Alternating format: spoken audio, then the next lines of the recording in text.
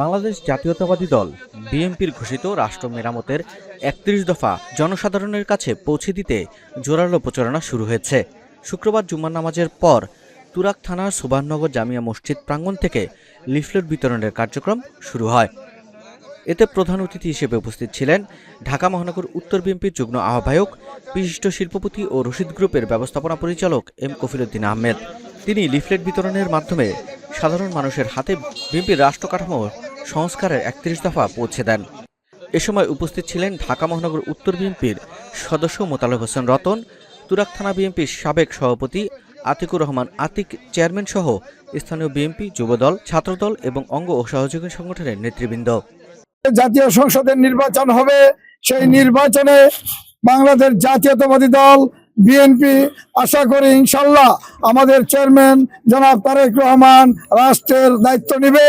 তিনি যাতে এই রাষ্ট্র পরিচালনায় ইনশাল্লাহ আল্লাহ রাব্বুল আলামিন তাকে সুযোগ করে দেয়, সেই দোয়া করছি আপনাদের সাথে নিয়ে।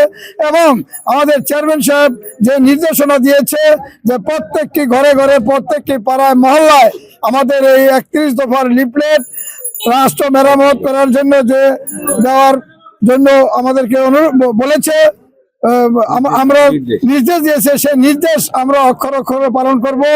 এবং একটি মানুষের দৈনন্দিন জীবনে যা যা দরকার, যেমন খাদ্য, বস্ত্র, বাসস্থান, শিক্ষা, চিকিৎসা, স্বাস্থ্য, সবকিছুই আমাদের এই ৩১ দফায় রয়েছে।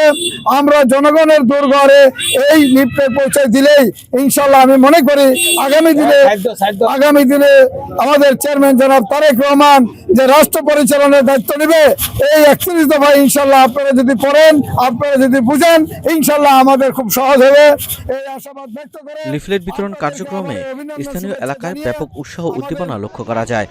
সাধারণ মানুষ হাতে হাতে লিফলেট গ্রহণ করে বিএনপির ৩১ দফা সম্পর্কে আগ্রহ প্রকাশ করেন।